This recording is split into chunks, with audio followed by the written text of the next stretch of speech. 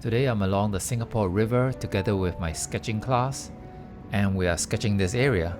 This is the Singapore River, and across I can see the Asian Civilizations Museum, the Supreme Court, and the Parliament House. And behind me, where I'll be sketching from, is the UOB building. I'm in this phase again where I want to draw even looser and more carefree. So the plan is I'm going to do the coloring first and then the line work. And I'm going to use these Posca markers for the coloring. It seems like it's nice creamy gouache paint in these. And I think I'm going to try out this sanguine pencil and also a 6B pencil. Trying to go with a more mixed media experimental direction. I'm using the blue for the lighter midtones, the brown for the darker reddish parts of the scene.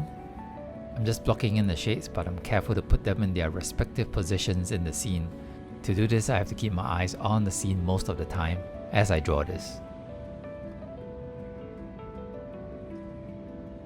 Now for the line work. I'm getting the pencils to work in the final details in this drawing, and I find that it's a lot more relaxed drawing this way because my blocked colored shapes have already positioned more or less where most of the things in the scene are. I'm just using my lines to add more definition to the big shapes, and also correcting and refining the big shape as I go along. I'm going to add these two guys in.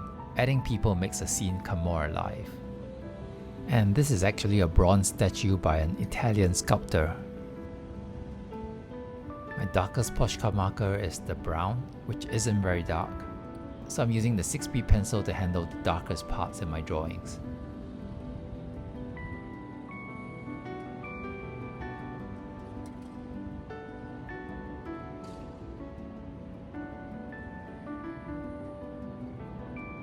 For the Singapore River, I'm borrowing some of my friend's dirty watercolor water next to me.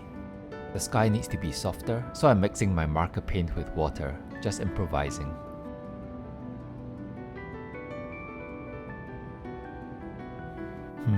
I think the Singapore River needs a bit more blue. I didn't bring my watercolors, so I'm gonna spray the Singapore River with some water, add some paint in, and spread it around. I'm just making do with what I have. I'm not following any proper way, just going with whatever works. Sometimes new discoveries come out this way.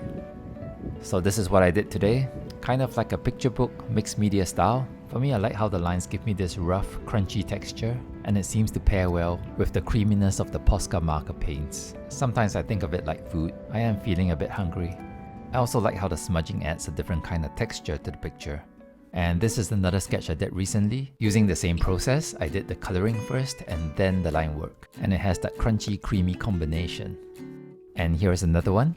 Although it looks loose and free, I was still paying careful attention to the tonal value principles, where I increased the contrast in the area I wanted to focus on and kept the other areas in low contrast. I've explored this process in comics as well, using lighter water-based markers first for the coloring and a black brush pen for the higher contrast lines and the dark parts. Different tools, but the principle is the same.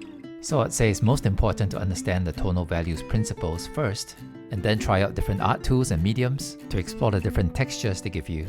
But the principles is what will make it all work. Okay, let's look at what my friend has drawn. He's one of the sketching teachers, and he's really good at his watercolors. And this is Jeffrey, another teacher. He does a tighter, more controlled style. It's pretty much the inverse of what I'm doing, but he does it so well, I like it. And he said he used diluted black ink to do the tonal values. There are so many ways to do a sketch, so much to explore. Thanks for joining me today.